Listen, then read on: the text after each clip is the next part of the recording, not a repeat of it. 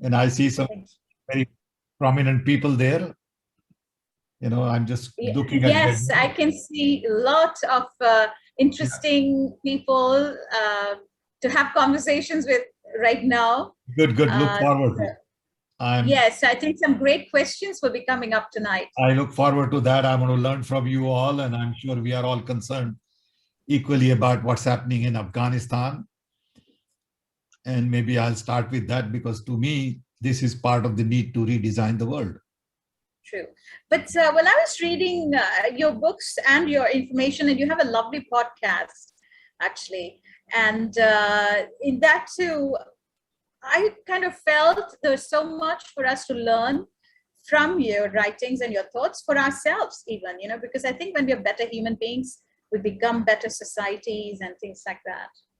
So I think we could... It is not rocket science. Yes. But it's interesting from telecommunications, from technology to bring in human element is nice. That you have been... Human being first and then telecom engineer. I'm glad to hear that, because we hear lots of theories about the new technology, but it's going to be harmful for us. So that's another conversation. I can talk forever because I've spent now, 57 years in IT and telecom. I'm 80 years old. MashaAllah. In Oman, we will say MashaAllah, and God bless you. And may you write more books. Oh, I don't know about that, but I know my time is running out. I don't think so. I think there must be a lot more that we need to receive from you, because the great thinkers are, where we can get our inspiration from. Our panelists also are very interesting. Shaddad is a young journalist from Oman. He's a very good writer. I want to interact with other people. Yes. I want to interact with the world now. Yes. Than just US and India. I've spent my life in US and India. And now I want to interact with other part of the world. I also want to introduce you, sir, to Colonel Dr. Abdul Wahab al-Balushi. Yes. He has a very good background, of course, security, his scenario and aviation later on, but I know him as a life coach. So whenever I need inspiration, I go to Colonel Abdul Wahab al-Balushi. So he's also a very, very interesting person you're going to meet today. Well, look forward to. Yes. And of course, all of them here, all the panelists, Dr. Sandhya with a very wonderful background in about Indians and the migration. And then we got Dr. Samuel, who's also an excellent life coach. If you go to his office, it's very exciting because he's got all these positive messages all over, including the steps. So very inspirational. And of course, we have Miss Jane Jaffer, MBE, and she has a very interesting background. She's an educator. She's also a yoga expert, a Reiki healer. Wow. And yes, she's an entrepreneur too. She had a beautiful concept called Elixir many years ago. And most importantly, she has this campaign called Let's Read.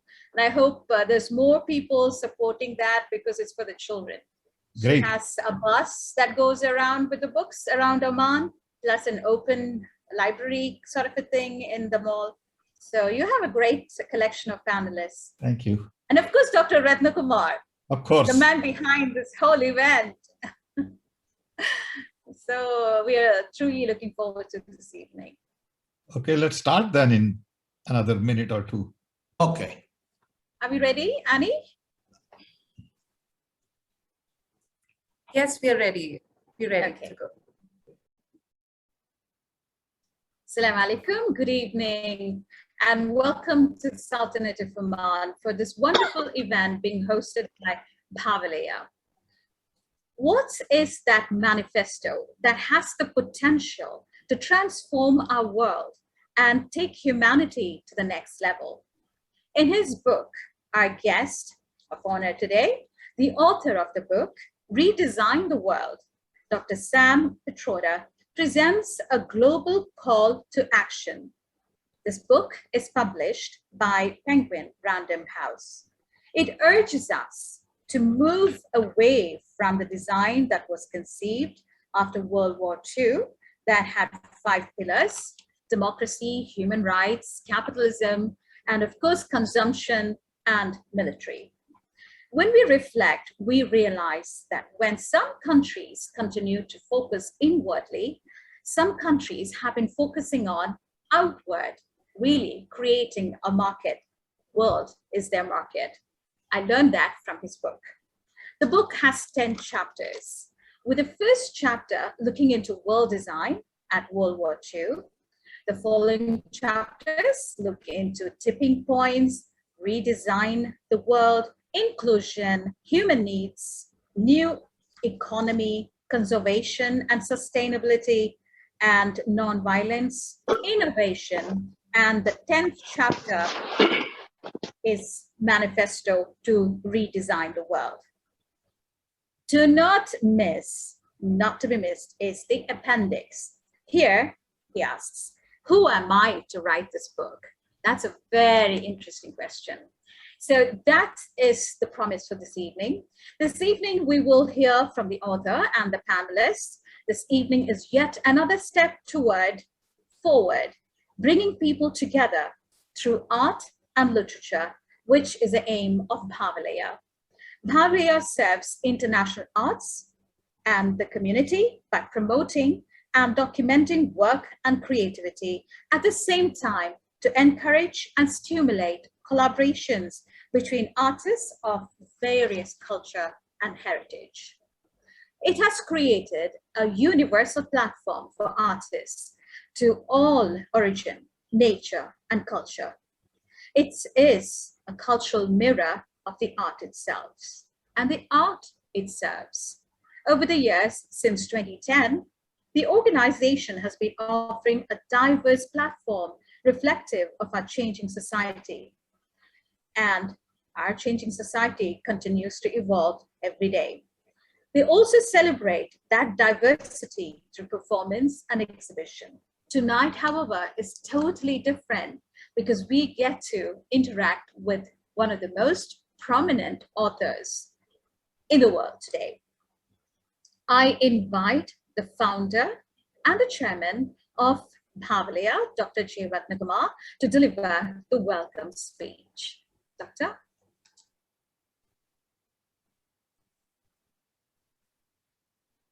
Good evening. Greetings to all of you. Thank you, Lakshmi, for that introduction. I am honored and humble. At the outset, I would like to acknowledge the benevolence of His Majesty Sultan Haytham bin Tariq Al Said, the benevolent ruler of this great and revered nation, the Sultanate of Oman. Under his wise leadership, Oman's strategic goals and visions for 2040 underscores the need to see Oman progress as a nation through a participatory approach. And participation across all segments of the pyramid is the key to inclusive growth. At Bhavalaya, a not-for-profit organization founded by me in 2010, we aim to provide a universal platform to nurture art, creativity, and enrich respect of various cultures and heritage. We encourage and stimulate collaboration between artists of varying culture and heritage. We celebrate diversity through performance and presentation. From Bhavalaya, we dedicate this evening to all reading enthusiasts. Reading is power, reading is knowledge, reading inspires, informs, challenges, and entertains. And this platform here is to inspire reading and reading that can give back to the society. A warm and hearty greetings to our beloved and respected Chief Guest, Dr. Sam Pitroda, the guest of honor and author of the book, Redesigning the World. Respected panelists, moderator, the book lovers, and the august gathering out here today. It's an immense honor to be connecting with all of you. On behalf of Bhavalaya Art and Culture Foundation, I would like to welcome everyone to this special evening. Let me begin with our guest of honor, Dr. Sam Pitroda, who scarcely needs an introduction. He is a legendary and renowned figure in the telecommunication history of India, an internationally respected telecom inventor, entrepreneur, development thinker, and policy maker. A person who is passionate about inclusive innovation, equity, and sustainability. One of his guiding principles is to make ideas, technology, and opportunities widely available, which will drive not only individual success of people, but collective success of the community. On behalf of Bhavalaya, the panelists, moderator, and the participants, let me extend a very warm and hearty welcome to you, Sir Dr. Sam Pitroda. Our esteemed panelists are stalwarts from several walks of life and have contributed much to the community and society at large. Our moderator, Lakshmi Kothaneth, will be presenting their brief profiles to you. On behalf of Bhavalaya, I extend a warm and hearty welcome to the esteemed panelists of today, Colonel Dr. Abdul Wahab al-Balushi, Mr. Shaddad al-Musalmy, Ms. Jane Jaffer, Ms. Balqees al-Hassani, Dr. Baby Sam Samuel, and Dr. Professor Sandhya Mehta. We have a brilliant moderator for this event, Ms. Lakshmi Kothaneth, a senior journalist. Our hearty welcome to you, Lakshmi. Book lovers, you have been of immense support and encouragement to all of us. I'm delighted and proud to see you all at one stage. My hearty welcome to all of you. Let me extend my sincere welcome to all the remarkably vibrant and dynamic participants out here. Today, we celebrate the power of a book to bring people together. By participating in our book discussion, you have also inspired us to conduct many more such sessions. Welcoming all of you once again. May you have an enlightening and enriching evening. Over to you, Lakshmi Kothaneth. Thank you all. Thank you, Doctor. Thank you, Dr. J. Retnakumar, founder and chairman of Bhavalaya, and thank you for this wonderful evening. We now have Dr. Sandhya Mehta. Dr. Sandhya Mehta is Associate Professor of Global Literatures and Migration Studies at Sultan Qaboos University, Oman. She is widely published in the areas of the Indian diaspora and globalization, with particular reference to the Indian continent and the Indian community in Oman. Dr. Sandhya, let's hear from you. Hi, hello, can you hear me? Yes. Yeah, okay. Hello, everyone, and good morning, good evening, wherever you are across the world. So it is a great privilege. Thank you for the invitation, and it is a great privilege. I saw somebody writing that we have known Dr. Pitroda from a long time ago when he was the technocrat in the front pages of the paper. So yes, we do go back a long way. I just thought we'd set up this discussion by setting up some kind of a framework to understand the text and the ideas that it is bringing out, and also end with a couple of important questions, which I think are useful for us to kind of be involved in a discussion. So there is no doubt that the 21st century has brought with it global challenges which are unprecedented in their sheer breadth, scope, and speed, really, the way in which everything is changing in our world. From being a militarily bipolar and then unipolar world we have shifted to where confrontations are more economic and actually digital, leading to massive inequalities, limiting access to even facilities like water and even clean air, to which, of course, everyone is entitled. The pandemic has, of course, only sharpened these inequalities, as we all know.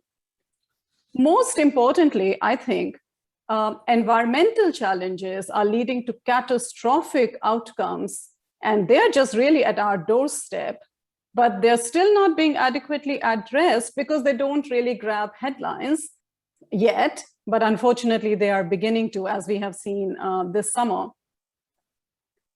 In such a scenario, Dr. Sam Pitroda offers a range of ideas, and this is a really timely book because it helps to understand the issues which face all of us, wherever we are, and suggests ways of going forward with more equitable solutions using what he calls hyper networks and creating new global alignments with a focus on consensus.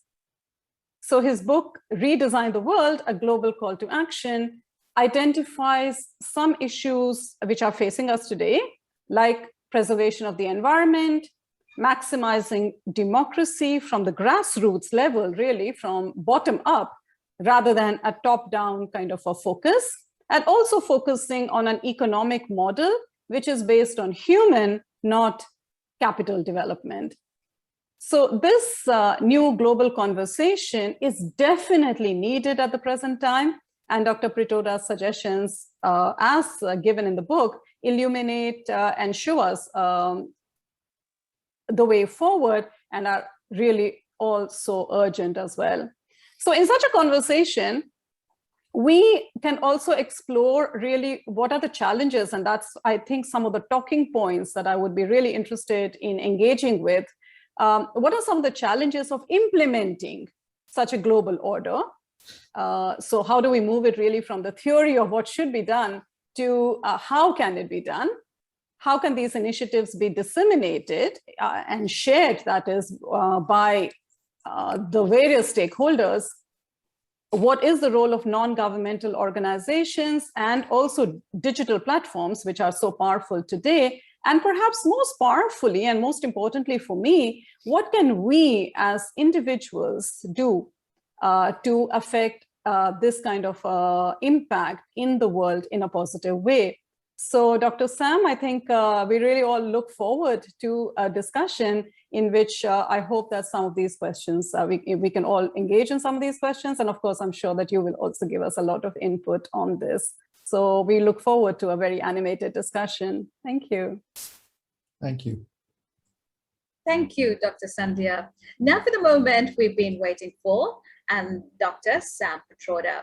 He is an internationally respected development thinker, policymaker, telecom inventor, and entrepreneur who has spent over 50 years in information and communication technology and related developments.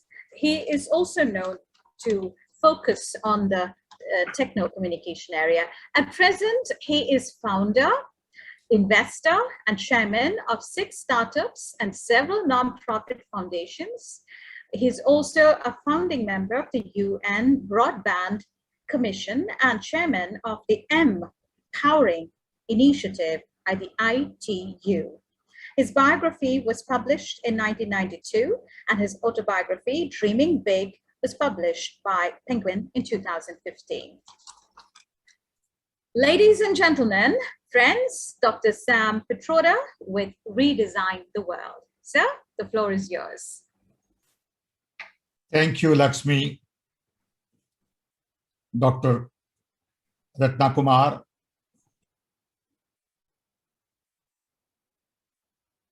Dr. Mehta, distinguished panelists, dignitaries, ladies and gentlemen, greetings from Chicago. It is indeed a special privilege and honor for me to be with you. I want to thank organizers for giving me this opportunity. I know that Dr. Retnakumar has been working on this for a while.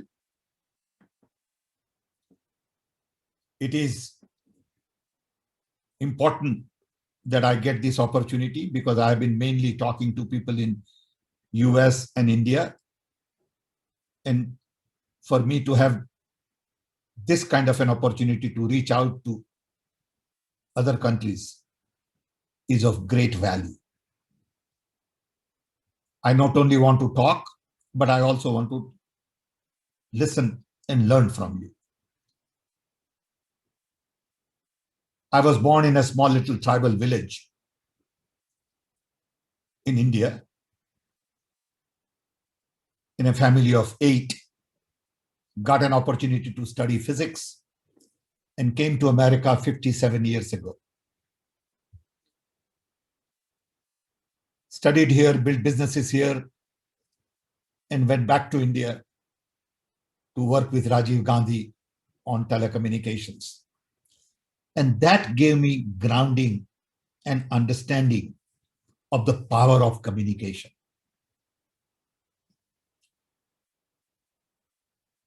Then India had only 2 million telephones. Today, India has 1.2 billion phones, and India is a country of connected billion. What does this connectivity really mean? I've been thinking about this larger question. And as I have seen the development in hyperconnectivity, the question I have been asking is, how do we use hyperconnectivity to take human civilization to the next level? This has been on my mind for several years, but during Corona crisis, I was locked up at home in self-quarantine, and that's the time I decided to write this book on redesigning the world. What has been happening in Afghanistan in the last few weeks is an example of the need to redesign the world. After Corona crisis, when people talk about going back to normal, the question I've been asking is, what is normal? What do we mean by going back to what it was? So when I started thinking about all these issues, I realized that the world was last designed just about the time I was born in 1942. That design was led by the US, which ultimately gave birth to UN, World Bank, IMF, NATO, WTO, WHO, GDP, GNP, per capita income, and lots of other global parameters. Then world was bipolar. You had US and you had exactly opposite system led by Soviet Union. US doctrine was based on democracy, human rights, capitalism, consumption, and military. Soviet Union was based more on state control, little respect for human rights, no capitalism, but state control economy, control on consumption, but same focus on military. This design has done pretty well in the last 70, 75 years. Longevity has increased, infant mortality has decreased, transportation, communication has improved, peace has prevailed, millions have been lifted out of poverty, but at the same time, inequality has increased. Poverty has remained. Hunger is still a big challenge. Violence is around all over. And inequality is striking us in the eyes. In addition, we have created major environmental blunders. Global warming, mountains of plastics in the ocean,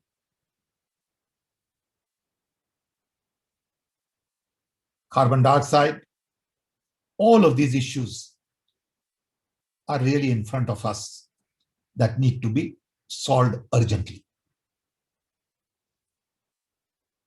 So when I look at last 75 years, I realize that we haven't created any one new global institution to address global challenges. We still live with the old architecture, which was predominantly based on command and control, which was predominantly based on so-called Western interests. But in 75 years, lots of things happened. One, the entire world got decolonized. No one had ever thought that world will get decolonized in 1942. And it happened so fast. The movement led by Gandhi in India ultimately brought end to British Raj. Then rise of China. No one ever thought China will be able to rise the way China has been able to rise in the last 30, 40 years. Fall of Soviet Union, fall of Berlin Wall, rise of technology. Technology has been sort of democratized and become pervasive. When I came to America in 1964, I had never used telephone in my life. I had never seen television. What has happened in the last 20, 30 years is technology has become pervasive. But technology has also brought a lot of inequality. Few people have become very rich and lots of people are very poor. And inequality has increased. Then came 9/11, which in a sense was a response to a unipolar world. That changed everything. And finally, Corona crisis. No one ever thought that a small little virus in middle of nowhere in China will put entire world on pause. What Corona crisis tells us is that everything is interconnected, interrelated. We are all interwoven. We are all from the same genetic pool. And what happens in one part of the world affects everybody. So the lesson that I learned from Corona crisis is that there are only two important things in life. One, planet. We must take care of our planet. It means fresh air to breathe, clean water to drink, ocean to preserve our marine life, forest, trees, rivers, animals, birds, bees, we are all connected. And we cannot isolate ourselves. Planet Earth doesn't need us. We need planet Earth. So planet is in pain today. And we must take care of planet first. And it is important for us and for our next generation. I tell many times that my grandparents gave me planet which was simple, clean, but poor. I am leaving behind for my grandchildren, planet that is rich, complex, but polluted. Second important thing is people. Irrespective of what we look like, what we believe in, what religion we follow, what language we speak, what food we eat, we are all connected. We must respect each other, our diversity. We must provide dignity, and we must be open to our diversity and respect the fact that we can have a conversation.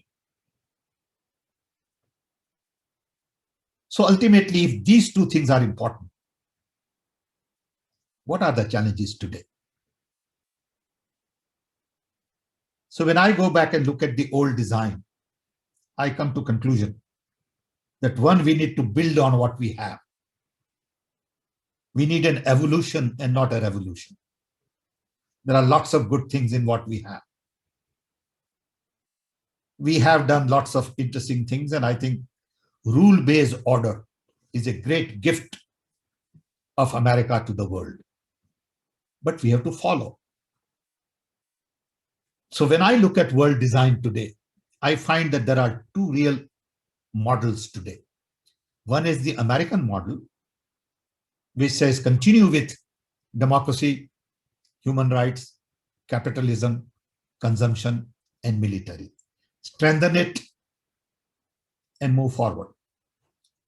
Second is the Chinese design, because now China is the second largest economy in the world, very powerful, and China wants to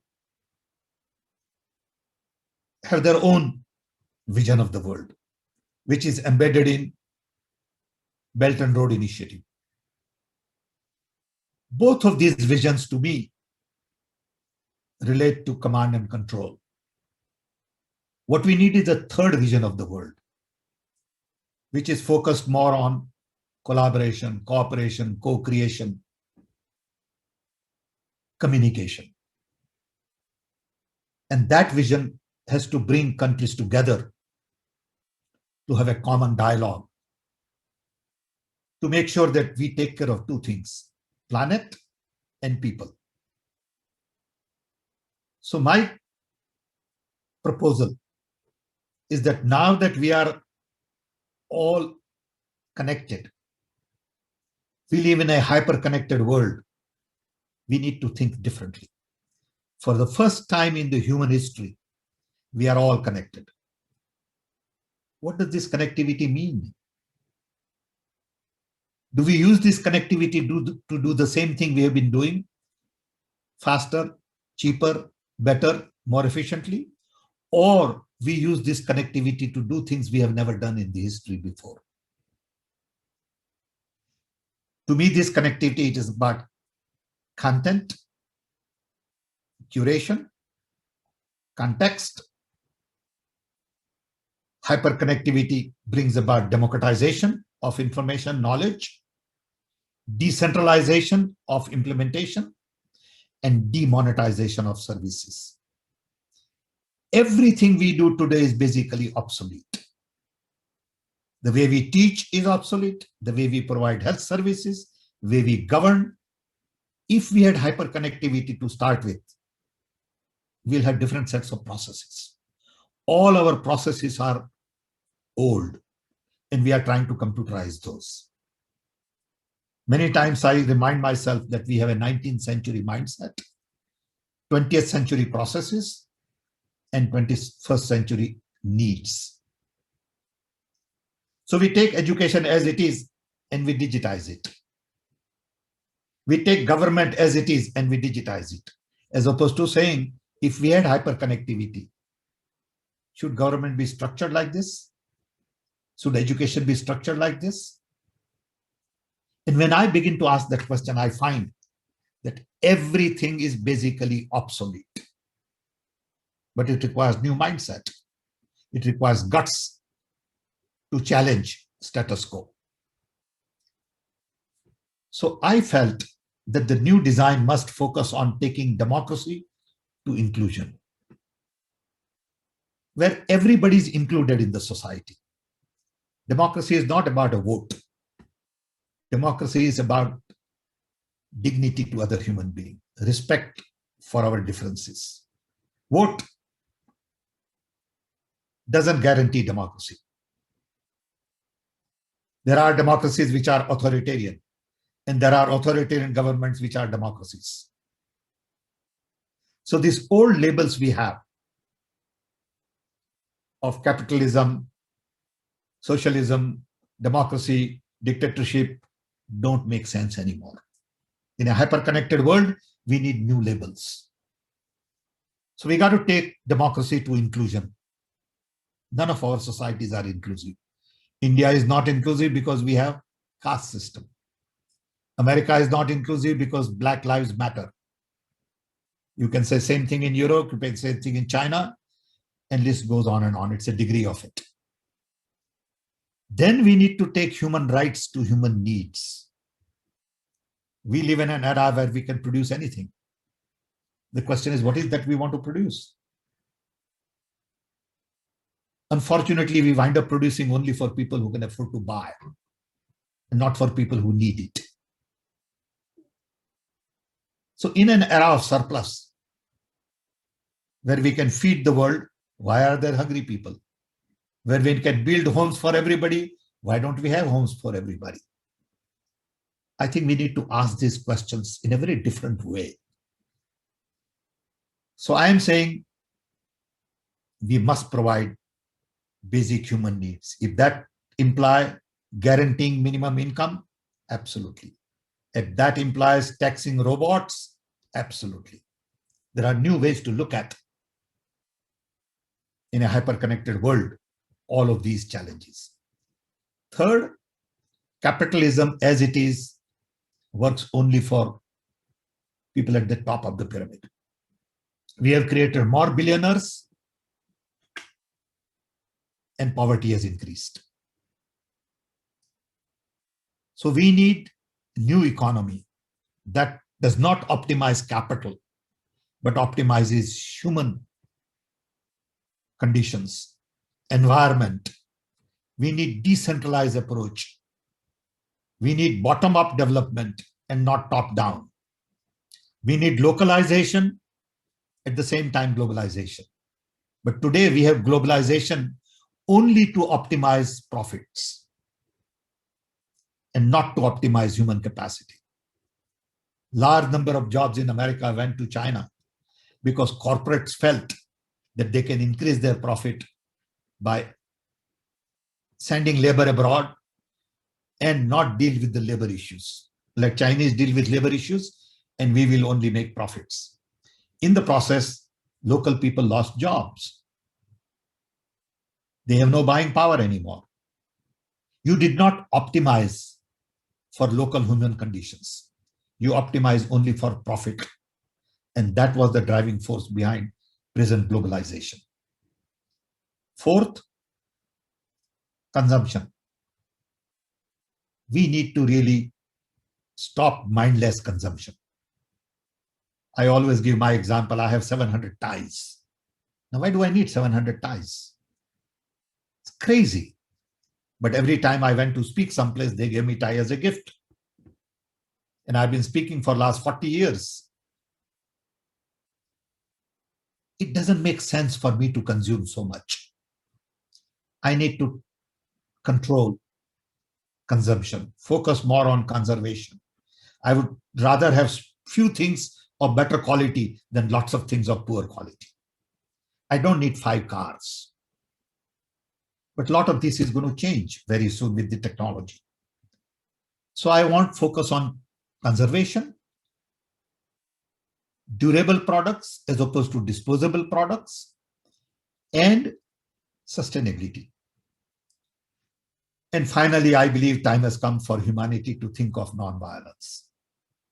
We are intelligent enough to sort our problems across the table. And we don't need to kill each other. I'm saddened by what is going on in Afghanistan. I watch this every day and feel depressed, saying, what are we trying to do? At the end of the day, we are killing our own brothers and sisters, no matter what religion they have, no matter where they live, no matter what they eat. Does it make sense in this day and age? So the new design must focus on inclusion, basic needs, new economy, sustainability and conservation, and non-violence. The thing is, how do you do it? Everybody says, can we get started tomorrow? What is the plan? So in the last chapter in Manifesto, I talk about the third vision of the world. And the beginning is a new conversation. All our conversation today is focused on geopolitical equation, trade, technology, financial systems, export, investments, and military. We want to change that conversation globally to inclusion, human needs, environment, non-violence, sustainability. How do we do that? Enough people like us will have to force the conversation. It is a long battle, but it has to start somewhere. A lot of people tell me, oh, your ideas are idealistic, utopian, will never happen. Somebody has to dream. I may not be around to see the results, but I need to plant the seeds. I don't have all the answers. I'm also learning in the process. I want to have a new conversation. Then, for this to succeed, each one of us will have to change.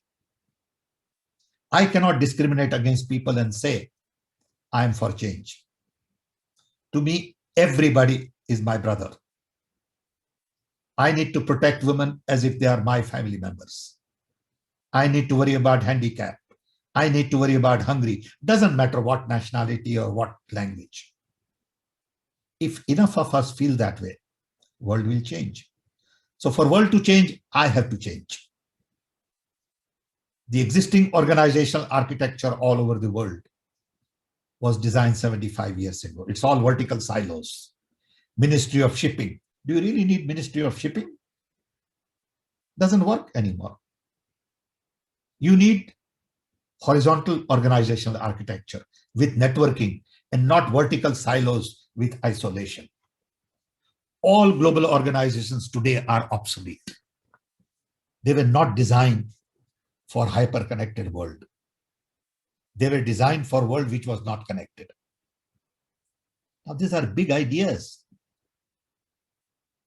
People will have a difficult time grasping and understanding because those who are in power have no need to change. And those who need to change have no voice.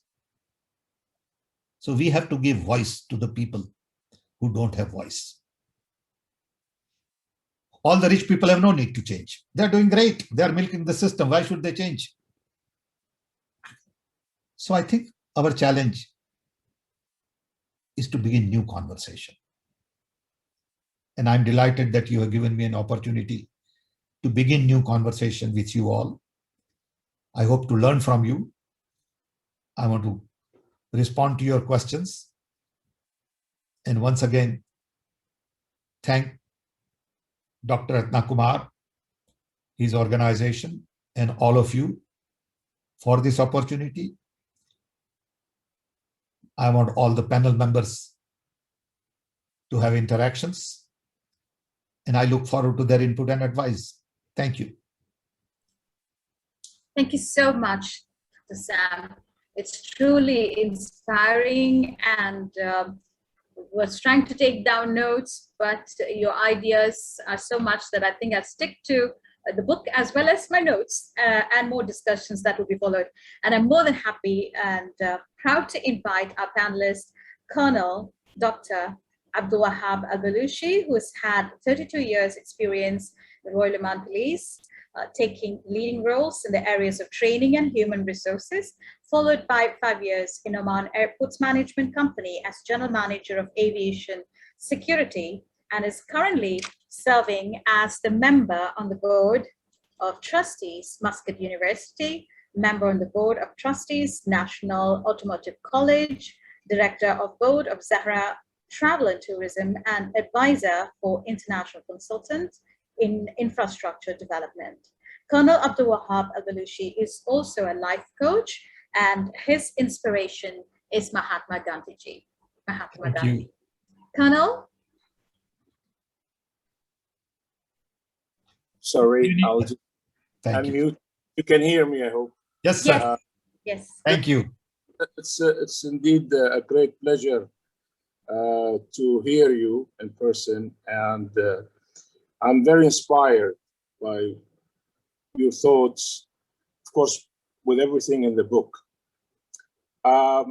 it's unfortunate we live in a world we live in now. I mean, the design we have now, but as you also know well enough, that the existing design is not a design we chose for a design. Meaning, you looked at 75 years. Now, there is before 75 years and much more before 75 years. And humans being humans, driven by self-interest, those who have the power, and we know that very well. And I was thinking about something you did mention in one of your other meetings, where you said military. You're surprised why people have all these ranks and why people are driven by ranks and so forth. However, I don't want to go too far into that. Realistically speaking, now I like the idea of giving voice to the voiceless. People like myself, how do I go about doing that? Is it by writing articles or having the conversation, changing the conversation only? And if so, why not? And I hope that becomes also an addition to what you have in the book, the redesign, is to say how that redesign conversation can take place about the environment part of it. For example, there are other, for the educational part of it, which I'm very focused. I do understand we have an old educational system world over, and even though there are a lot of attempts to improve that education system, but it's very slow. Like yourself, I also would like to see in my lifetime some real attempt into moving that. So my question, I mean, I like the idea you're planting a seed, and I'm all for that seed. And I think the conversation is very important. That's the third option that you are presenting. But I would like to see also an addition to the book itself as to the focus, for example, take the education, how education can be redesigned. And that would be a good conversation. I'm not going to go further, but I'm highly inspired by what you're saying. Obviously, you saying things that have been said by many, but not the way you have put it. Corona definitely has helped us open up our eyes wider and understand the connectivity, or that we're all in it, as you say. But then, you know, understanding how we can go, that conversation should not only be at the level it is now. I think it should be much higher level. Now, I don't know whether that higher level has an interest in getting that conversation going, as we know. But I'm grateful to the ideas. I'm inspired, and I hope we do that conversation becomes larger and takes place. Thank you, Doctor. An honor to be here and honor to hear you. Thank you very much. Lakshmi, do you want me to respond quickly or wait for everybody? And I think it's good if you could respond quickly, and then we could go to the next. I'll just have a quick response because otherwise I'll forget. Yes. I agree with Doctor 100%. What he has said is the essence of it. One idea I'm trying to float around now is to set up Institute of Redesign, the Global Institute of Redesign, with Institute of Redesign in every country. Let's say Doctor here would take responsibility to set up a small Institute of Redesign, no physical infrastructure. It is all on hyper-connected world, where there is an Institute of Redesign in Oman. And we need to talk about redesigning education, redesigning health system, redesigning governance, redesigning, social life. We need to think about redesigning lots of things. But first, we need to understand the global framework. And the framework has to be more humanitarian. We have to agree that we will all treat each other with respect, love, We will celebrate our differences. We will have open conversation. So inclusion and all these 5 things that I mentioned, that we will not be violent against each other. We will agree to disagree. Once we agree on those 5 principles, then we set up institutions. Then we say, okay, how do we reform education where it is available to everybody, not just to rich? How do we reform health system? And I'm telling you, even our health systems are obsolete, because our health system today is designed to deal with sickness, not wellness. So we have our Ministry of Health is a Ministry of Sickness. So everything I see, I find that it needs redesign, because the mindset was very old, and we have just put patch on top of a patch on top of a patch. And I want people to know that good ideas don't come just from West. Okay? But we look only to West for good ideas. Good ideas also come from others. And I want to promote that local people have a lot of local wisdom. You don't need global wisdom to solve local problem. You need local wisdom to solve local problem. You don't need joint venture on everything to solve your problem. I think that is the new way of doing it. And maybe we'll look at Institute of Design in Oman. Okay. Create enough 10, 15 people who are interested. Then local problems will be handled. Another issue that Dr. mentioned has to do with top level. How do we convince top level people? Ultimately, G7, G20 will have to realize that our world needs to be redesigned. At that level, if something happens, then people will pay attention. See, my problem is I'm not a billionaire, so nobody pays attention. If I was a billionaire, everybody will pay attention. But then if I was a billionaire, I wouldn't think like this. You know, then I would think of becoming multi-billionaire. Okay. So this is what we got. And we got to make best out of it. But I'm happy that there are people like Dr. here. And I appreciate your kind words, and let's work together. Thank you. Thank you. We definitely, we need to work together. We have no other choice, but we need to work together. And this idea, creating institute, I think it's a great idea. And I think that will help that movement. We need to get the movement going. And I think something like this can actually start it. I mean, for it to grow. I totally You agree. need lots of people to join. Yes, definitely. For change to I mean, with the bigger the participation, I mean, the conversation has to go around at a larger pace. It happened at the different levels. And then probably the influence will be greater, hopefully. And it will force itself, the conversation will force itself.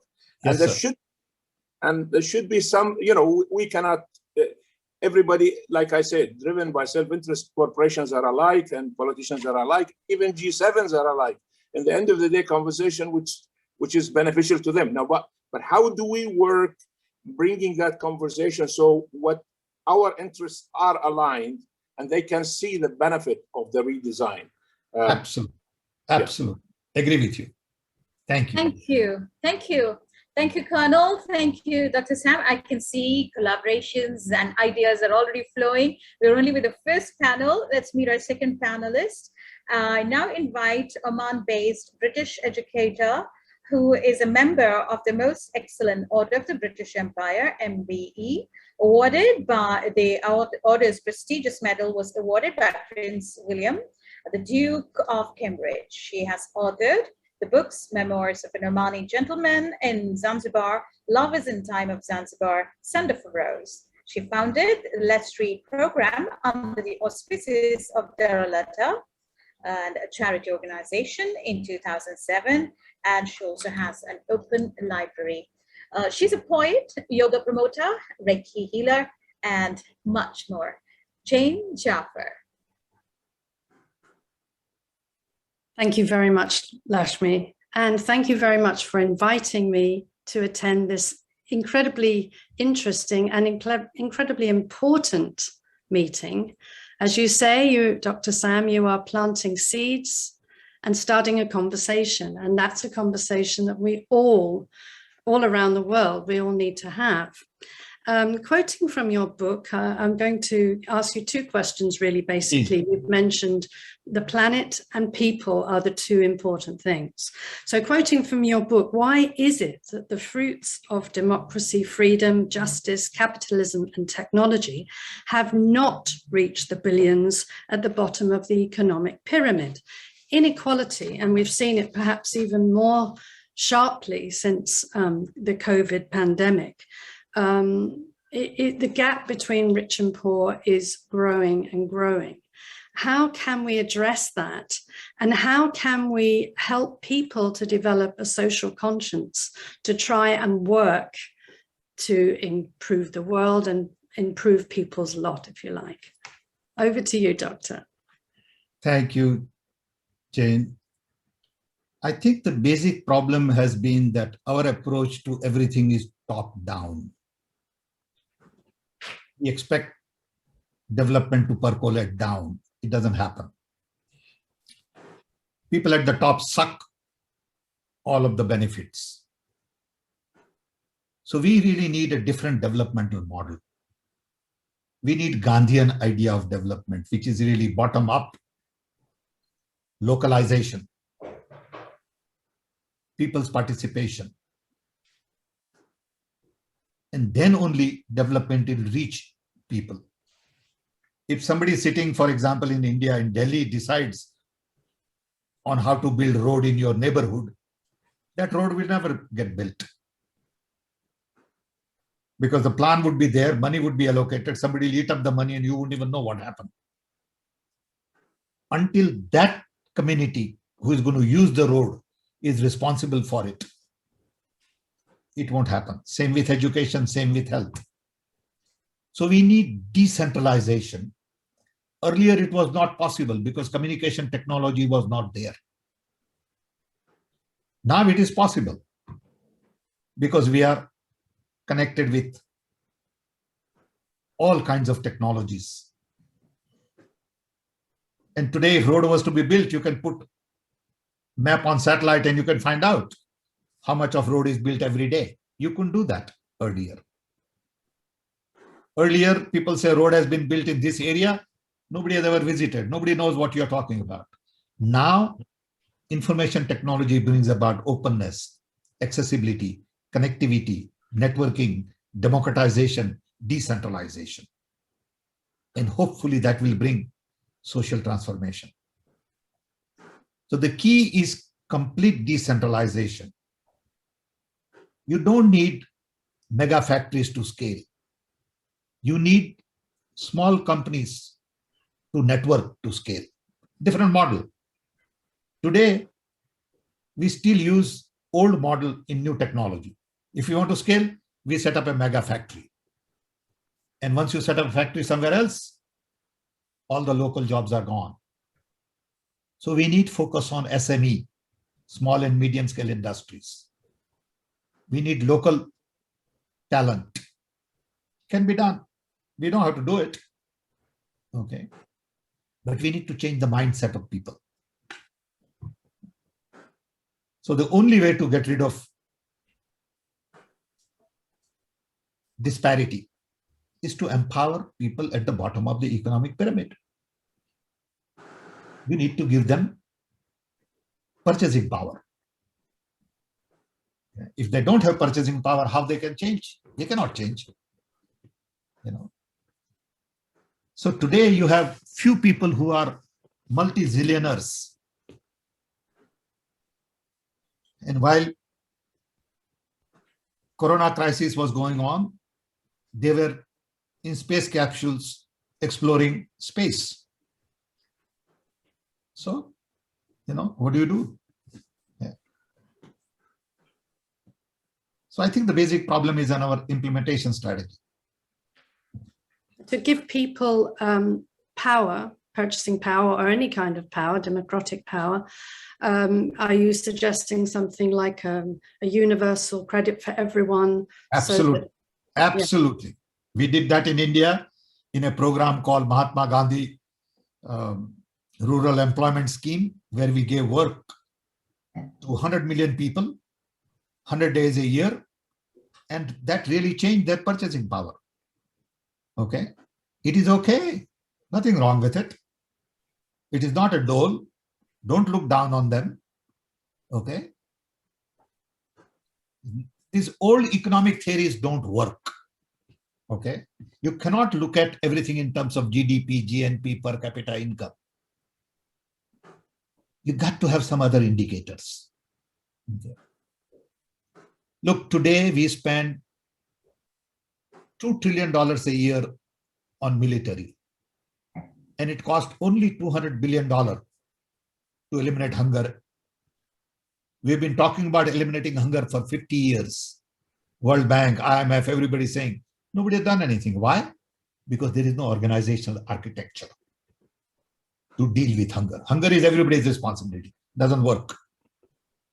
You set up a global panel on hunger and say you have 10 years to eliminate hunger in the world. 5 years. You can do it in 5 years. But you don't have mission mode approach to problem solving. You have bureaucratic approach to problem solving. So you announce all these great things in the global platforms and media and nothing happens because you don't mean to solve the problem. Okay. You want to give lip service while you are sucking the system. Okay. And that's why rich are richer. Okay.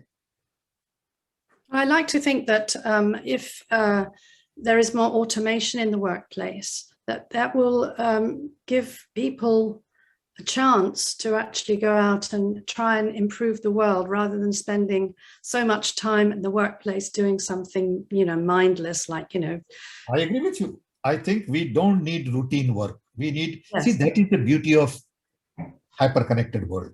We will have more meaningful world. Let me give you one example. Okay. In my book, I talk about this a little bit. When self-driven car becomes a reality, let's say next 5 to 10 years, then first thing we would do is will not own a car, because you can order any car you want on your cell phone. It will come on your doorstep. You just sit in and it will take you wherever you want to go. Okay. What it means is I don't need driver's license. I don't need insurance. I don't need garage. I don't need parking space. All over the world, billions of square feet of parking space in heart of the town would be empty. In addition, today I produce 50 million cars a year in the world. But car on an average is parked 90% of the time. So what it means is I really need to produce only 5 million cars a year and not 50 million. It means I don't need that much steel. I don't need that much raw material. I don't need that much labor. Okay. I'll have robots producing my 5 million cars. I don't need drivers.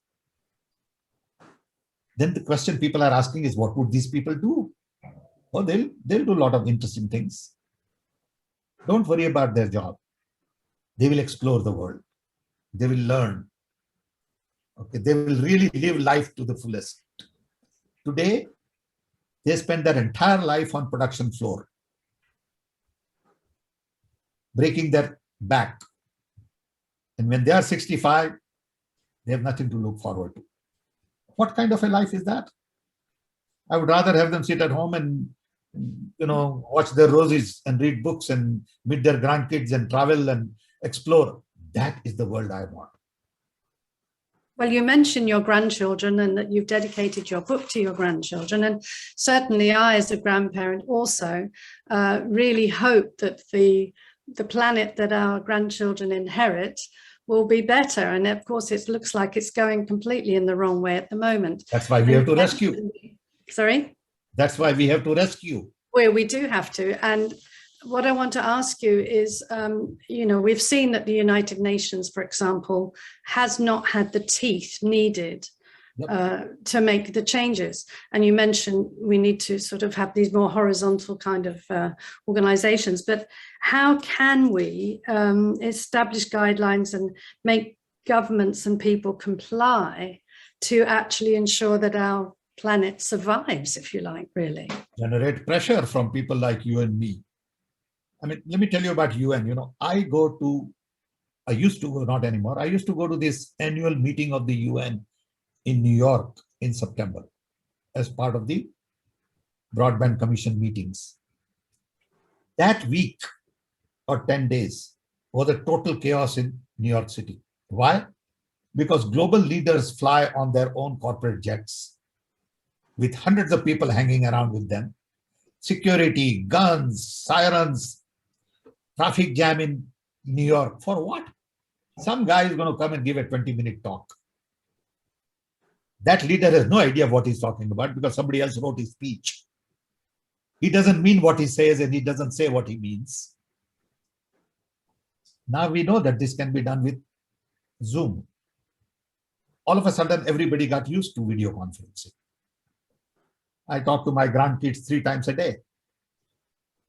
Look at the power and how we are changing. Okay. So UN does not mean physical presence. It means virtual presence also. But you haven't done that at UN. You and I can't go to UN and address. Why not? We are citizens, we are concerned. Okay. So we got to make those changes. We got to create flat organizations. I can talk to you in Oman today as if I'm almost there. I see your faces. I can feel the vibes. I feel like I'm close to you. I couldn't do that 5 years ago. And even if technology was there without Corona crisis, we wouldn't do this. Now we have gotten used to it. And it works. So I think we need to adapt to change. Thank you so much. Thank you so much, Dr. Sam. And I like the fact that you said hyperconnectivity in the world, life will become more meaningful. And I think that's what we're all looking forward to. Also conserving our environment, heritage, and culture. Also, we understand SMEs is the future, and that's the only way we can actually guarantee that everybody gets the power to consume or to buy. Now, we've got our next panelist. She's Balqees Al-Hassani, President of Knowledge Oman, another organization that looks at development of human resources and people development. A graduate of science from Sultan Qaboos University, Balqees has over 15 years of experience in education. Balqees heads the well-being and student support services of Al Sahra Schools, one of the leading international private schools in the Sultanate. So, Balqees, we're waiting to hear from you. Hi, everybody. Am I clear? Is the sound okay? Yes. Yes. Yes, you're perfect. Thank you. Now, I'm sorry about the camera. I think there's some technical glitch with my camera, so forgive me with that. I was just hi, looking for you. Hi, Dr. Sam, and it's an absolute delight to be part of this wonderful event indeed, just to exchange the thoughts with the lovely discussion going on, and you know, to be invited to connect with you all on this such a lovely platform. I would go by your belief, Doctor, that transformation of any country requires going back to the roots, have a bottom-up approach, focus on the lower end of the pyramid, and create a model that is sustainable, scalable, and customized to meet the strategic needs and requirements of any country. Now, sustainability requires, that some sort of understanding and awareness, not just only some superficial level, but in a thoughtful manner that carries both acceptance and inclination towards it.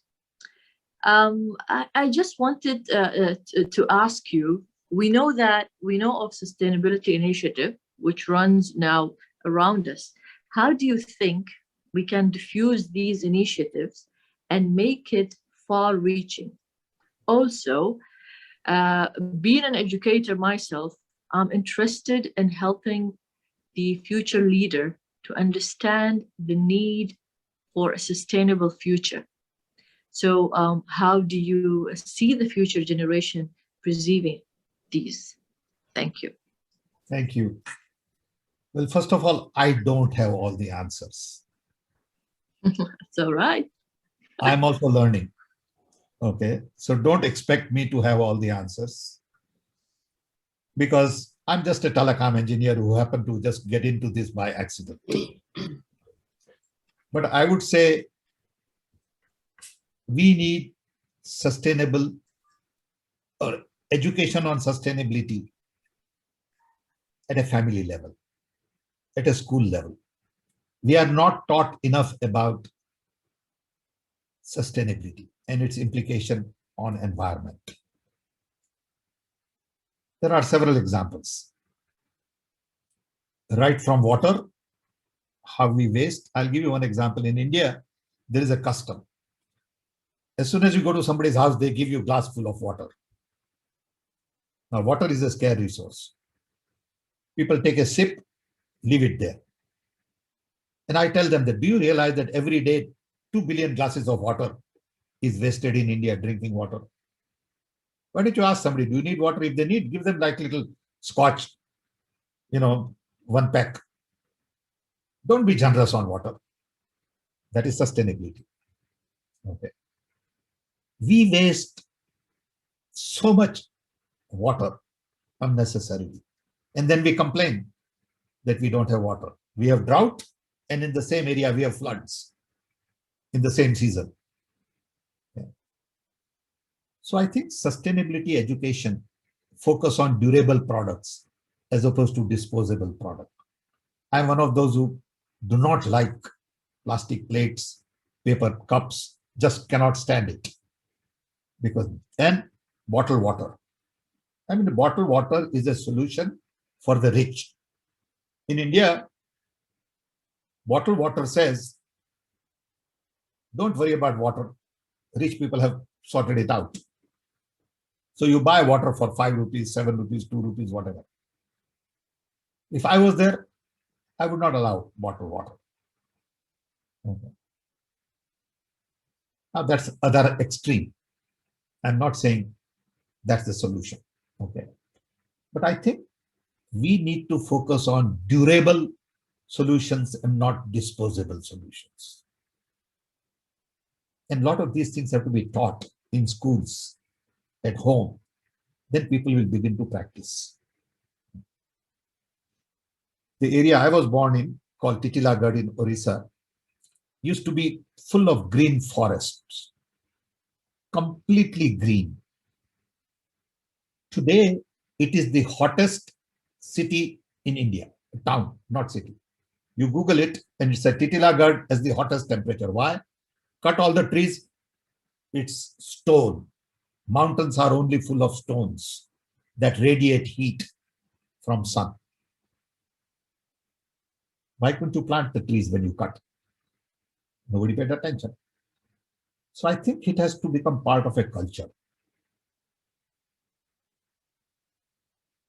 So that's my answer to sort of your brief question. And I'm sure it's not a complete answer.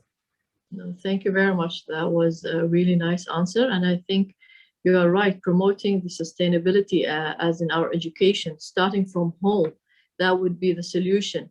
Like the first cornerstone, just to start from where it should start from home. So thank you very much. That's indeed a great answer. Thank you. Thank you. Thank you, Balqees. And that was a very interesting question, especially coming from an educator, and a very interesting answer. Actually, Dr. Sam, you brought it back to home. And I'm still thinking about the water and how our lifestyles changed with the water bottles coming into the markets, and we don't carry water from home anymore. This is again going back to the basics, I suppose. Our next panelist is Chief Reporter, Assistant News Editor from Muscat Daily. Shaddad has strong market knowledge and is known for his excellent media skills. Prior to his current job, he was at Oman Daily Observer, where he worked as a house desk reporter, local news, and also gained experience in writing features, lifestyle, travel, and society. He is also the holder of Oman Media Award 2030, a very active reporter and a nice writer. Shaddad. Thank you. Thank you very much, Lakshmi. Thank you. It's a great honor to be part of this event, actually. Indeed, I like the topic itself, Redesigning the World. The book itself is indeed a mind opener. What affects one affects all of us. This caught my attention. Considering the very idea of global village, this thought is deeply rooted for mankind. We cannot detach ourselves now with the war or tsunami in one part of the world. For example, the chaos in Afghanistan will affect the Indian subcontinent. The Gaza crisis will affect the world.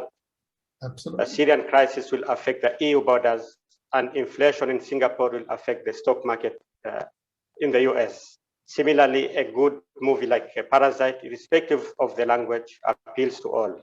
Hence, time has come when we cannot be self-centered. And with the current COVID-19 pandemic, I think this has clearly made Dr. Sam's statement so obvious. I also like the concept of the hyperconnectivity. Indeed, rightly said, after death, the only unifying factor among all of us is technology, which has made us connect and know one another better, like what we are doing right now. It has been a bridge of every misunderstanding. I can think of the best and creative ways where hyperconnectivity has been used is through monetization of videos, for example, in YouTube and TikTok and other platforms. Also, your views, Dr. Sam, on the major world organization is very true. For example, WHO, UN, and other big organizations were made with ideas and challenges of times that we do not face much right now. Mm-hmm. They have become stagnant and they need change. They need to really change their focus and fight the new challenges that the present times are facing, like environment crisis, free trade, immigration issues, and obviously the current COVID-19 pandemic. I agree with you, Dr. Sam, that the time has come when the world bodies must rethink to train young Omanis, young people to deal with web wars. This will be the latest warfares taking over our personal desktop and smartphones. At the moment, we do not have the clear set of rules and regulations to counter these challenges. So I'd like to know, Dr. Sam, how can we go about this issue? I also agree that the lack of leaders now, we lack proper leaders. Most of the leaders, starting from the corporates to government agencies, I'm sorry to say, lack focus and vision. They are governed by ideologies that are adamant and not flexible at all at the moment. Finally, I just want to say that the earth doesn't belong to man, as you mentioned before, but it is the man who belongs to the earth. So I think we must collectively do our responsibilities well to cater to our earth. And before I sign off, I have a question to Dr. Sam. How can the Arab world be part of this, the move to redesign the world? Thank you very much. No, thank you. Really appreciate first your presence. Don't underestimate your power. Power of your pen is more important than you realize. So you can start writing. You can enrich our dialogue. You can ask your other friends in Arab countries to write. And I think we need the world to recognize that people in Arab countries are sophisticated, loving, caring. Don't label them. I've traveled there and I'm at home. Okay, when I go there, it's my country. I may not have the same passport. Doesn't make any difference. Okay. So I think your role is very important in this journey as a journalist. Write about it, inform people, connect with your colleagues, spread the message, hold conferences, meetings like this, and make people aware that we need to redesign the world. We need inclusive world and not exclusive world. Today, what is happening in the world is truth is suppressed and lies are propagated. Trust doesn't exist, mistrust flourishes. If you and I have a $10,000 deal, we need $50,000 worth of lawyer to set up contracts. It's a funny thing because we don't trust each other. Love is not encouraged, hatred is encouraged. Inclusion has taken over by exclusion. I think that has to change. And you can help us change all that. You can bring to people's attention that the global conversation today is rubbish. It is not about markets. You look at how much space in the media we devote to markets. Money, rich people. We celebrate richest people in the world. We create a list of 500 richest people in the world. We don't have a list of 500 best teachers in the world, 500 best doctors in the world, 500 best journalists in the world, 500 best social activists in the world. So what happens is all young people want to be like the rich one. You ask somebody, what do you want to be? Bill Gates. Okay. We have to change that conversation. We need people to look up to local heroes. We need people to celebrate local successes and not immediately go to global, which you cannot relate to. And I think you can play a very important role in spreading our message. I wish there were more people like you in this conversation. So thank you, and we look forward to your help. Thank you very much. I'll try my best, and I hope others will also join in and be part of this global change. Thank you very much for your insight. A very inspired Shaddad, Musalmy. Thank you, Shaddad. A very interesting question. And I think the answer is so perfect as a journalist, what you could do. Although we are in competing newspapers and organization, I think he gave us a good lead there. There is no competition. Heroes. There is no competition, Lakshmi. It is collaboration. Yeah. Co-creation. Yes, I agree. But that world competition brings in... Should be eliminated. It's a different thought. We are talking about collaboration. There's enough in this world for everybody. Of course, of course. You know, I can't eat everything. Okay. That so I is must true. learn to share. Yes, but I think that's a fantastic topic, and that is to celebrate local heroes and bring in local role models. And I think you've touched on something very, very important about the 500, Forbes or the millionaires list. It's true. We don't see the teachers of the world. We don't see Why? social workers. Why? Because I will tell you why also, Dr. Sam, because I'm sure Shaddad will also agree. Sometimes for a news organization or for anything to run, we need advertisers. And then what is the consumer? What do they want? When we talk about health, they say, oh, it's scary. We don't want it. You're depressing. And then you want to talk about some challenges again.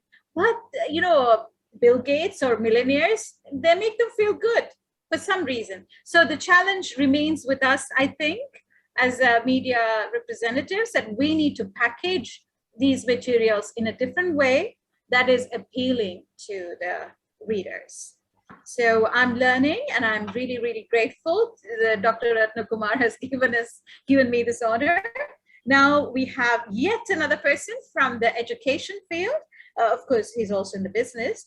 Dr. Baby Sam Samuel is our next panelist. But before I move to him, I want to extend this opportunity to all our participants. If you have specific questions that is really in your mind, do write it on the chat box, and we will take it up after this session, because we will have a Q&A session. I hope I also get to ask questions. So Dr. Baby Sam Samuel is our next panelist. He's a leader and mentor with over 22 years of international, cross-functional, multicultural expertise, top management. Experiences cut across corporate businesses, nonprofits, and social enterprises in diverse fields such as information technology, media, education, and community welfare. His doctorate is in social entrepreneurship, and he was also the former chairman of the Indian schools in Oman, and is vice chairman of,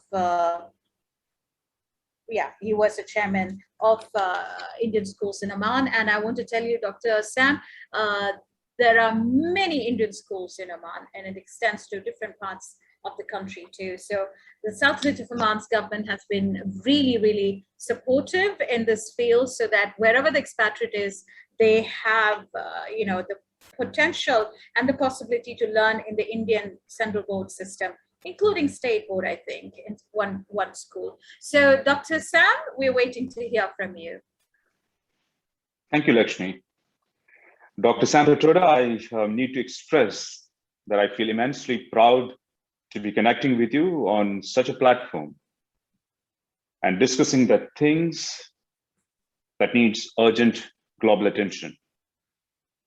I take this opportunity to thank Bhavalaya and Dr. Retnakumar for the invite. Our actions as countries, as policymakers, communities, as individuals, have so far been, for the most part, reactionary. We react to problems, solving them with innovations that perhaps lead to newer, bigger challenges in the future. I think it is now time to stop reacting and start responding with clarity and purpose, with a holistic view that looks at humans across the world as one common species. And not only that, to look at us as just one species among the millions of species which too needs to exist and thrive. The COVID, as the book says, is already a tipping point. It has exposed, increased, and amplified systemic inequities and inequalities. But along with the trail of destruction and disruption it leaves, it also offers the world the perfect time for resetting our behavior and actions, and offers countries, and indeed all of us, the need and opportunity to revisit our old way of doing things and create new procedures and new processes. As you rightly said, we are still in the 19th century mindset with 20th century processes and trying to address the 21st century needs. So this book, therefore, couldn't have come at a better time. And it is now or never to act on all the action areas brought forward by this book and set in motion its new third vision to create a new world. So we have all felt the need for an urgent change. We felt that someone somewhere should do something. And here is a precise and simple framework for that change. with the same sense of urgency that we feel inside us. So Dr. Sam Pitroda, my first question to you this evening is, as the world grapples with heightened nationalism and fundamentalism, when most leaders themselves are propagating a nation-first or a self-first approach, how can they come together or be brought together to work for an idea that's contrary to their personal or political agenda? Especially, one of the possible long-term impact of COVID is said to be deglobalization. Now, my second question to you today is with regard to the words diversity and inclusion. And these words are often inflated in usage in institutions as well in a corporate setting. While there is more than enough scholarly work to make believe that there is depth of thought and content on these two words, there also exists its breadth, its impact. George Walker, a strong proponent of diversity and inclusion, quotes like this: there is a disconnect between who we say we want to be and the actions and inactions that demonstrates who we are. So which leads us to believe that diversity and inclusion does need concerted effort, breaking down unconscious bias, microaggressive tendencies and silos, and increasing connections. So people often think that steps towards a more diverse and inclusive environment includes massive drastic measures, when in fact it's a calculated journey. In one of your earlier excerpts, you had mentioned technology as a great social and economic leveler. Dr. Pitroda, how do you think technology, which is known to be both transformative and disruptive, can help in collective focus on inclusive growth? Thank you. Thank you, Dr. Samuel. Very interesting comments. Thank you for asking those two very critical questions. First, I personally believe world is going through knee-jerk reaction to hyperconnectivity. All these global leaders are beginning to realize that hyperconnectivity is going to empower people. Hyperconnectivity is going to democratize knowledge. Hyperconnectivity is going to increase demand. And the only way they can keep control is to talk about patriotism, is to talk about nationalism. Because they know that cat is out of the bag. It's a matter of time. They are afraid that they are losing their ground. So you look at in India, every time you say something, they'll say you're anti-national. Don't mean a thing. Or you are with Pakistan. You know, what it means is that they are afraid. What happened in America during Trump time was a knee-jerk reaction, saying all the jobs have gone away, there are no jobs for local, so we need to localize and not globalize. I think the real answer is we need localization and globalization. But we need certain things to be localized and certain things to be globalized. We can't blindly globalize everything such that Ganpati statue in India comes from China. I mean, what kind of globalization is that? Okay. So I think this whole business of leadership world over, looking at narrow national interests, has to do with knee-jerk reaction. World is globalized. You can see what is going on in China. You can see what they are teaching. You can see what is going on in Africa. You can see what is going on in Afghanistan every minute. Okay. How can you isolate that? This is exactly what happened to Gorbachev. Okay.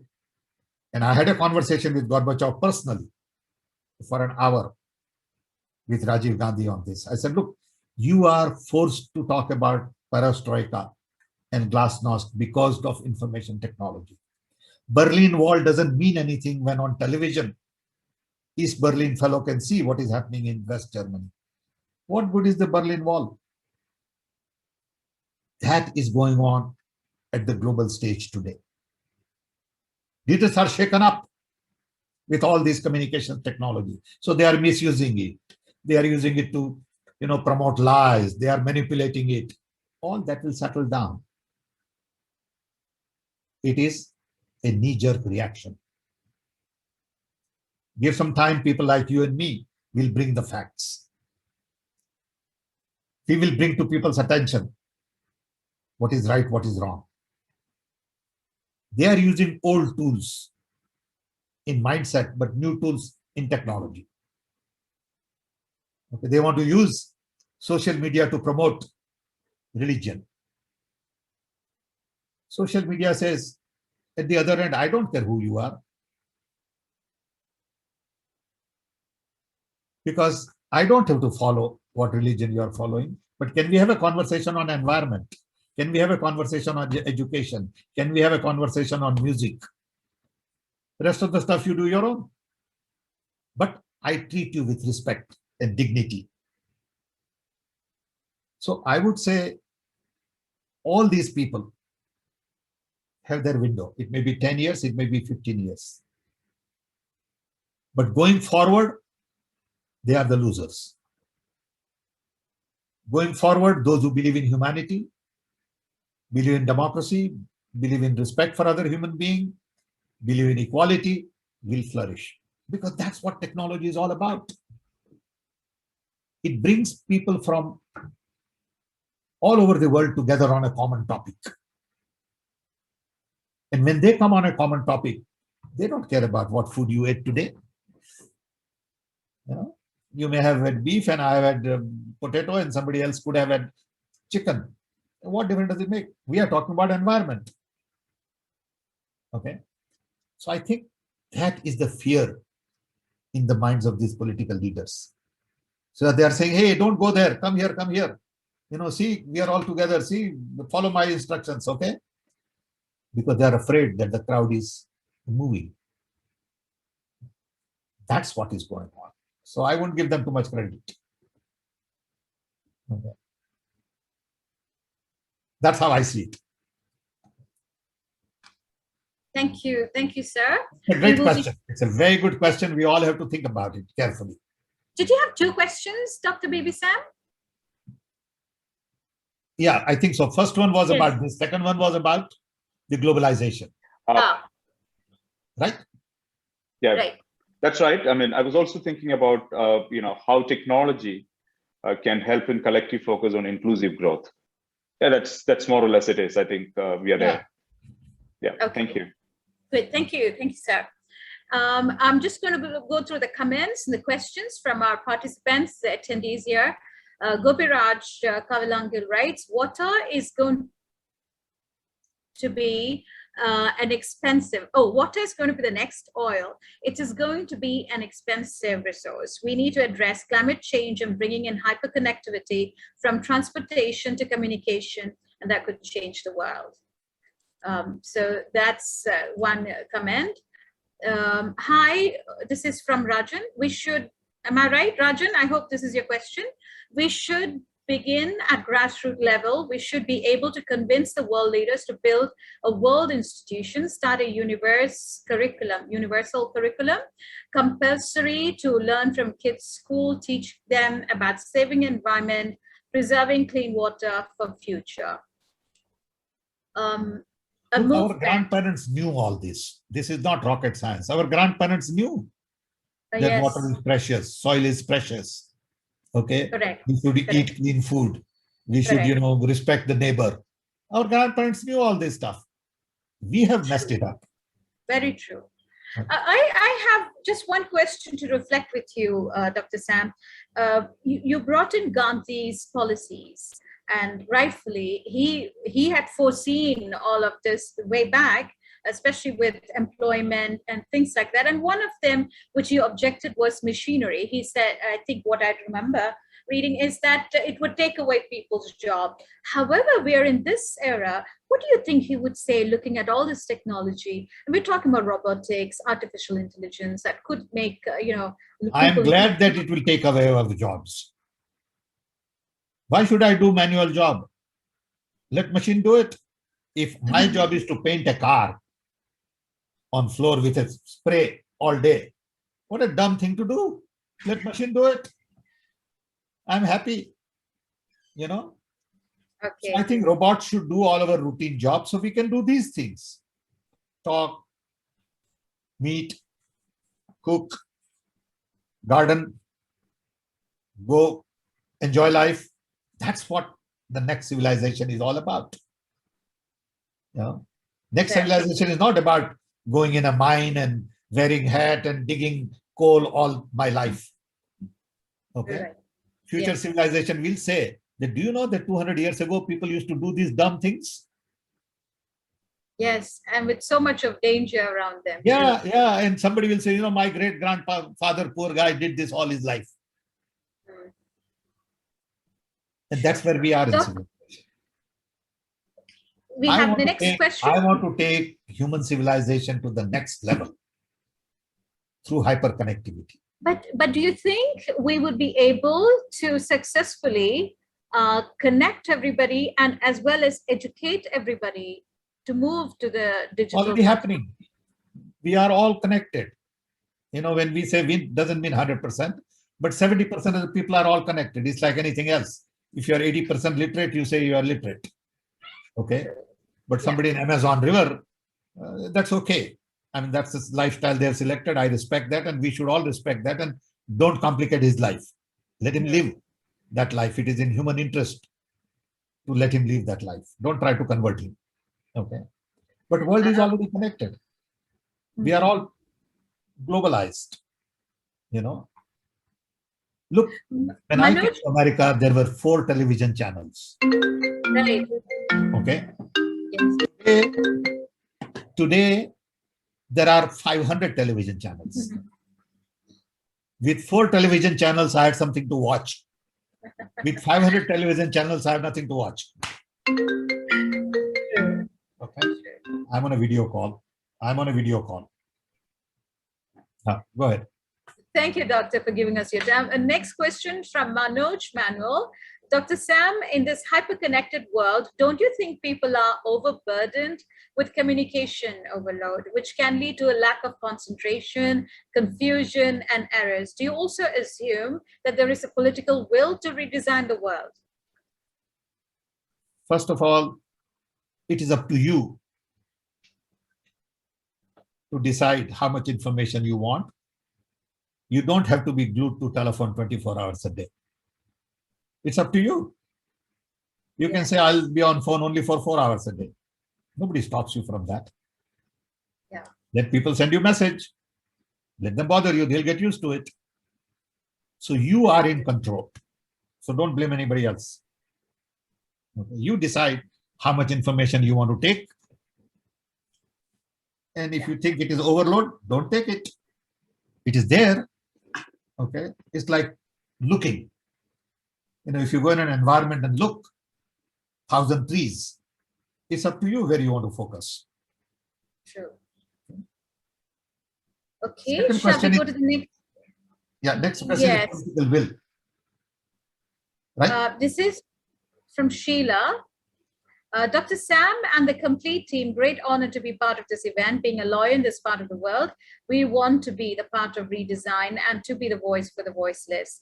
Please suggest a structure to start. She's from UAE. What was the last sentence?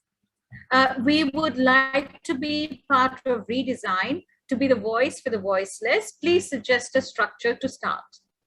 What can she do to be part of this? First you read the book, understand the principles.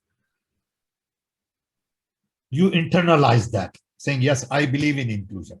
You have to internalize. Okay. Yes, I believe in brotherhood. Yes, I believe in truth. If you don't believe in any of these things, it won't happen. Okay. Once you believe in it, you then try to convince your family, try to convince your friends, neighbors, community. That's how things get multiplied. Things don't get multiplied by your getting a position in an organization to redesign. It has to start from bottom down. I do 4 or 5 of these a day. And my wife says, why are you wasting your time on this? He says, look, for 10 hours a day, you do this thing day in, day out. Why do you do it? Because it needs to be done. Today, I started at 7 in the morning. Okay.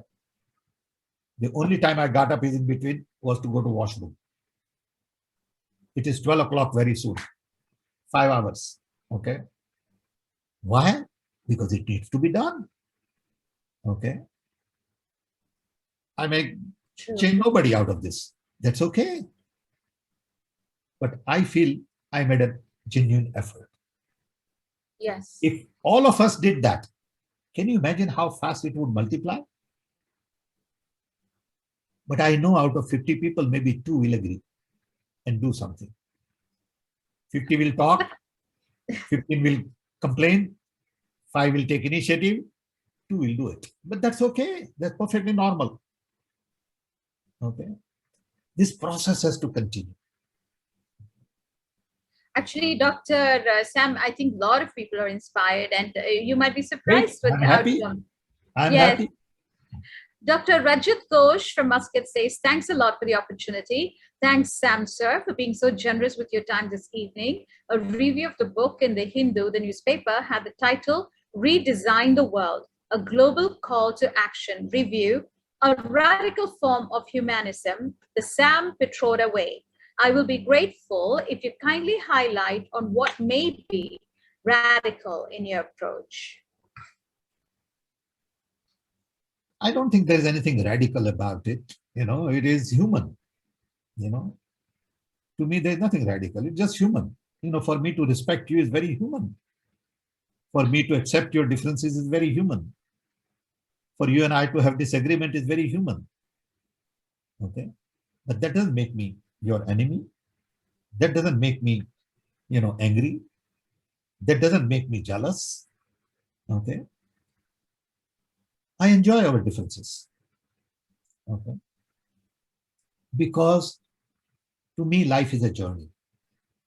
In that journey, more people I meet, more experiences I have, more fulfilling life I have. At the end of the day, according to me, 3 things matter. Work, nothing to do with 9 to 5 job. Work meaning sweep your floor, cook your food, polish your shoes, go to office, drive your car, go grocery shopping, talk to your grandchildren. It's all work. Second, love. Love everything. Love your cup of tea, love your neighbor, love your enemy, love your books, love your garden, love your dog, love your friends. Just love everybody unconditionally. Doesn't matter what they do. They can criticize you, they can hate you, they can say bad words about you. Don't make any difference. And third, fulfillment. At the end of the day, you should feel that you had a good day. That's what matters in life. The rest of the stuff doesn't matter, really. So I don't think there's anything radical about this. It is just human. But do you think capitalism, for example, they need competition? Would they think this is like far-fetched, and how would they make a profit? No, they can make profit. But to make profit, you don't have to hurt somebody. To make profit, yes, you don't have to pay less to your employees. You made $50 million profit. Why don't you share 20 million with people? Because they'll be richer and the community will be richer. What would you do with all this money anyway? And they'll have the buying power too. Yes, the community would. See, it is good for me to have my community prosper. Because then I enjoy my community. How can I live in a community where I'm the only richest guy and everybody else is poor? How can I enjoy that? I don't get it. Okay. Same with the family. Do pardon me for the interruption there. Jane Jaffer is asking, can we create a pledge for each of us to take? I think that's a beautiful question too. Can we create what? A pledge. Yeah, I would be the first one to say yes. You tell me what you want me to pledge. Jane, what do you want? Well, I think, you know, obviously we want governments to pledge to change. So as you said, it should be bottom up, grassroots. So if we have some kind of a pledge, someone needs to create a pledge that then we can, you know, wear that badge of honor, if you like, wear that to say that we've pledged to do certain things, as you say, like to love each other and to care about the world, to educate, spend time helping people improve their lot, improve the world. I think that would be a good start. Then can I request you to draft one? Oh, okay, I'll try. You have the book, you have the manifesto. I don't know whether you have the book. If you don't, I'll send it to you. Okay? Yes, I have. That's fine. Thank you. From that, why don't you draft one? We'll talk about it and it'll be a good start and we'll connect. Lakshmi, Yes. make sure I connect with Jen sometime. Sure, she's a writer and a poet, so it'd be perfect. No, but the Thank idea you. is good. Wonderful. Let her write it. Yes, that's right. Benefit. I'll be in touch with you, Jen, and I'm sure This is how we Dr. multiply. You see? Thanks, Jen. Thank you very Good. much. Now, the next question, Dr. Vindya Singh from Muscat. I would like to know your thoughts on the Gross National Happiness Index, which King Jigme Singh Wangchuk introduced in 1972 and which UN unanimously adopted as a General Assembly resolution in the year 2011. Do you think this can be developed as a yardstick for encouraging inclusiveness? I agree with the idea. I've seen a lot of work done by Dr. Amartya Sen and others for the French president. I've seen their report. I'm not an economist, but I would say I always look for happiness in life Sure. versus profit. Okay, if somebody stole a little bit from me, I have no problem with it. Okay, I won't get jealous. I won't worry about it, you know. It's okay. Because I have enough to live comfortably. What can I ask for? I can't use all of it because I don't do anything to spend money. You know, my wife buys all my clothes.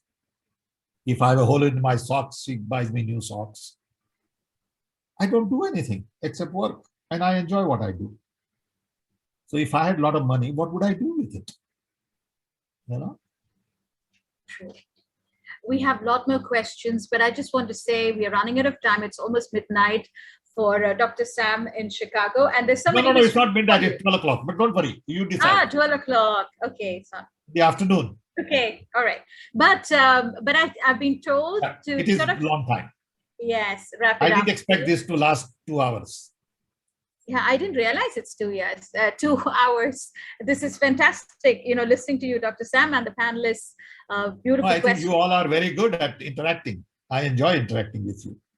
Thank you. I mean, And- Jen, Dr. Samuel all had good questions. Dr. Abdul, Wahab, Abdul, even your yeah. journalist had some great ideas. Yes. Wonderful panel. So what we're going to promise you is that all these questions that have come to us, we will be taking it up to Dr. Sam, and Bhavalaya will be responding to you back with his questions. And the email address is chairman, chairman @Bhavalaya, BHAVALYA.org. You can give that, and we will also put it in the chat box for you to follow it up.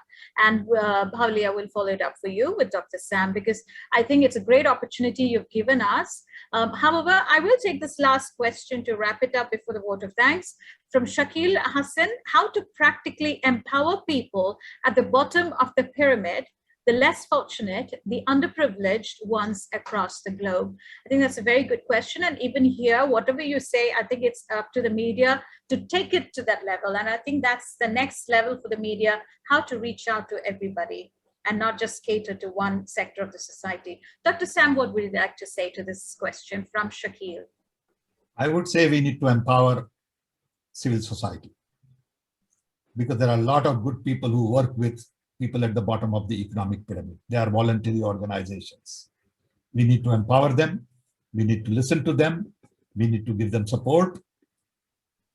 And maybe 10%, 20% are not as good as we would want, but that's okay. That's perfectly all right.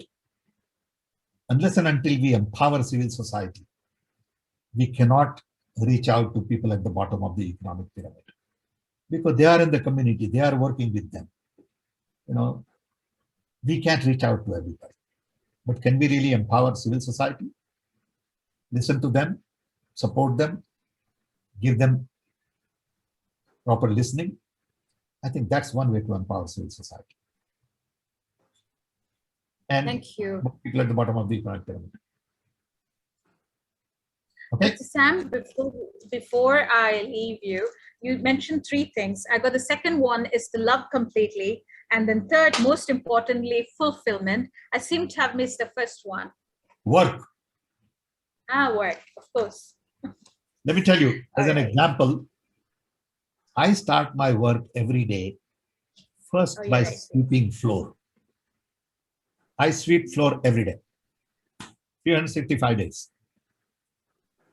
I make my own bed, because then I know at least something got done. It is fulfilling. Okay? I think we all need to learn to do those little things in life. Whatever those little things are, it is work, Yes.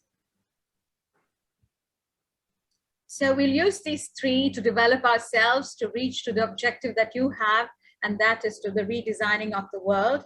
And I would like to say thank you so much, Dr. Sam. I've learned so much tonight, and I've read your books and your podcast. I want to tell everyone, do listen to the podcast. Again, it's a learning experience. And Dr. Retnakumar, thank you so much for joining. And I can see many things are going to come up. An institute in Oman on redesign, and a World Institute also maybe. And Jane will be drafting the pledge, which inshallah we'll all be taking. So much of excitement. Dr. J. Retnakumar, you must be really happy with the outcome. And I want to come to Oman one of these days. I've never been there.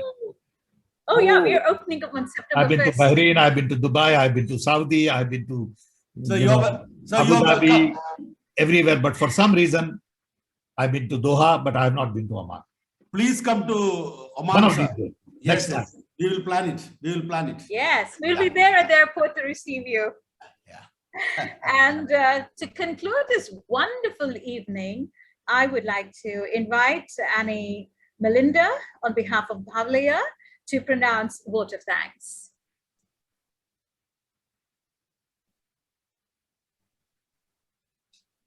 Annie? You have to unmute.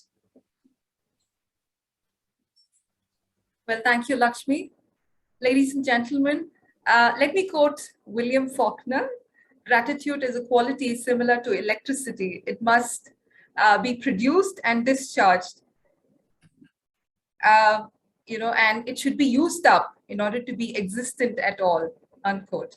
So I believe life turns out to be a lot more meaningful and fulfilling when we begin to be thankful for everything around us, including each other. So on behalf of Bhavalaya, let me extend my thanks to each one of you for being present here. Dr. Sam Pitroda, we very much want to see you in Oman very soon. You're most welcome out here. Your speech was profoundly resonating and is sure to stay in our minds. You've awakened us of why we need to remove the labels that have persisted for centuries together and think of a new design, of why we need to dream and dream collectively, inclusively. The idea of Institute of Redesign is surely something that we would look forward to, and it was a pleasure to have you as a guest of honor. The depth of your thoughts clearly amazes us and sets a direction for us to choose to take. So our sincere gratitude to you on behalf of everybody present here. Thank you so much, Dr. Sam. Thank you. Thanks, thank you so much again. Bye. Don't forget, Jen, you have an assignment. Let me say a word of thanks to our panelists, Colonel Dr. Abdul Wahab al-Balushi, Mr. Shaddad al-Musalmy, Dr. Baby Sam Samuel, Ms. Jane Jaffer, Ms. Balqees Al-Hassani, Dr. Sandhya Mehta. You definitely added colors to the program. Thank you for your thought-provoking insights. Your support and contribution to the program is taken with much, much gratitude. And the participants, of course, you've been amazing. Thank you for so much of interaction that you created. Thank you for your forthcoming interest in the program. Did you know that you've just encouraged us to conduct many such programs in future? And hopefully we shall join hands in collective redesign. We're hoping to meet you all soon in yet another platform soon. Thank you. Thank you all. much. Thank you all. Thank Dr. you all. Retnakumar, you've been phenomenal in planning and organizing the event. Your thought leadership is a guiding light to all of us. Lakshmi, you've been an amazing moderator as ever. Thank you so much. Your spontaneity is just amazing, phenomenal work that. My thanks to Habin. He's been managing the Zoom platform exceptionally well behind the screens. He's done an amazing job. If you could see the spotlighting and the amazing work on screen, quick and then just prompt. So my thanks to Habin, who's out here managing it. And wrapping up, remembering the words of John F. Kennedy, the highest appreciation is not to utter words, but to live by them. So hopefully we should be able to create a redesign university where we can all pull together, bring our thoughts, put our actions in place. With all the thoughts heard, it's difficult to not carry them forward in the path that we tread. Good evening to all of you and a blessed week ahead. Thank you so much. Colonel Dr. Abdul Wahab wants to say something. Please. Well, sir. Oh, yes. Yeah. Thank you very much. Anyway, I also would like to thank everybody, and I'd like to thank everybody who said all these good things. I mean, the redesign club is a good idea in Oman. Probably we can take this a little further and think. And I will come back to you. Yeah. You have the seed, and maybe we could sort of here try to plant a small seed here, and from it, because in the end of the day, this conversation and the whole idea is, and I'm very inspired by the fact how much time and energy you put into trying to get this idea across. And I think one of the things that we could do here in Oman is see whether we can start to get this conversation going at a wider level and try to maintain it. And maybe that conversation will help giving root to more conversations. So the idea would be probably the redesign club here in Oman would be a good one. Absolutely. Done. I Yeah. will send you a PowerPoint presentation that I have. Excellent. Thank you. He's Thank you. the right. Honor. It's been an honor. He's the right candidate, Dr. Sam, because he's flying I can feel the vibe. in a few minutes time to the USA. I can feel the vibe. He's coming to USA. Maybe you both will meet there. Come see me in Chicago. Thank you. Please. Thank you again. Please. Thank you. Thank Dr. you. Ratnakumar, give him my number. Yes. I will give you, sir. I will give you. We will I love this. discuss this in detail. Thank you. Yeah. Love you all. Beautiful. Bye-bye. Thank you. Bye-bye. Thank you all. Thank you all. Thank you, Doctor. Thank you. Thank you. Thanks, Dr. Retnakumar. Thank you. Excellent. Excellent. Excellent. Thank you. Thank you. Yeah. Excellent program, Doctor. Very good. Appreciate it. Thank you. Thank you. We will have more of such sessions in Yes. future. Yeah. Very informative. Yeah. Thank you for the initiative taken, Dr. Ratnakumar. Thank you, Doctor. Thank you, everybody. Thank you, Dr. India. Thank you. You are the Thank you, Doctor. beginning. Yeah. We're all behind you. So don't worry. Thank you. Thank you. Yeah. Thank you. We have to do it. That is Yes. what Dr. Sam told. Dr. Sam Yeah. Pitroda told. We have to do it. That is the Yes. thing. Somebody has to do. Somebody has to make a starting. Yeah. Shaddad ji. Shaddad. Yeah. Yes, Doctor. Yeah. It was a wonderful evening. Yeah. Thanks for giving me the opportunity. A Very big honor indeed. Yeah. Very enlightening event. Huh? If you can do me a favor and send me the video, maybe I'll try to write something from Dr. Sam's inputs. Yeah. We'll publish something in the paper. Yeah. We will discuss it this week. Inshallah. No problem. Okay. Thanks. So, okay, all the best. Good night. Thank you so Thank you. much. Advocate Sheila. Good night, sir. Thank you so Bye. much. Yeah. Thank you, doctor. Thank you. Thank you Yeah. very much. Thank you, Ulas. Thank you. Very good. Very wonderful conversation, actually. It was. Thank you, Beautiful. Sonia. Yeah. All right, full. Yeah. Thank you, sir.